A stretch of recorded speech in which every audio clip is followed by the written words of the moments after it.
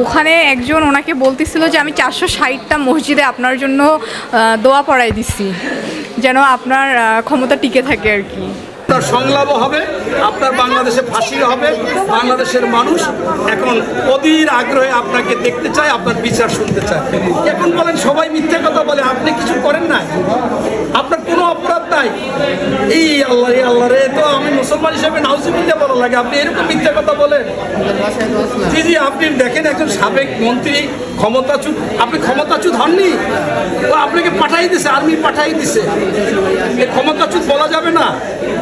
কিন্তু এইটা তো বাংলাদেশের মানুষ মানে না। আপনি ক্ষমতাচ্যুত প্রধানমন্ত্রী, আপনি পালিয়ে গিয়েছেন, এরপর একটা নতুন অন্তর্বর্তীকালীন সরকার হয়েছিল, সরকারের পর একটা নির্বাচন হয়ে গেছে, এত কিছুর পরও আপনি এখনো প্রধানমন্ত্রী। আচ্ছা আচ্ছা আচ্ছা, শুনেন, সর্বসাকুল্যে আমার কথা হচ্ছে কি, মুদিরও বউ নাই, আপনারও স্বামী নাই। আসেন, এই দুইজনে এসে, ওই শুভেন্দ্র অধিকারী প্রথম ফোন ধরেছিল, উনি বলছে আপনি বৈধ প্রধানমন্ত্রী, লাল গালিচা দিয়া সম্বর্ধনা দেওয়া হবে আপনাকে। আবার মোদিও বলতেছে ইনডাইরেক্টলি, আপনারা ওনাদেরকে নিয়ে আসেন, লাল গালিচা সম্বর্ধনা বাংলাদেশে দিতে পারুক আর না পারুক মানুষ, একটা লাল দালান বাংলাদেশে আপনার জন্য বরাদ্দ আছে, সেই লাল দালানে নিয়ে যাব। মোদি দুলাভাইকে যদি নিয়ে আসেন, একেবারে আমরা অসম্মান করব না, ওনাকেও আমরা অবৈধ অনুপ্রবেশকারী হিসাবে আপনার সাথে একই দালানে দিয়ে দিব, আর শুভেন্দ্রকে পাশের দালানে দিয়ে দেবো, উনিও অনুপ্রবেশকারী হিসাবে। আসেন আসেন আপা, সমানে সমানে ইনশাল্লাহ আপনার সংলাপও হবে, আপনার বাংলাদেশে ফাঁসি হবে।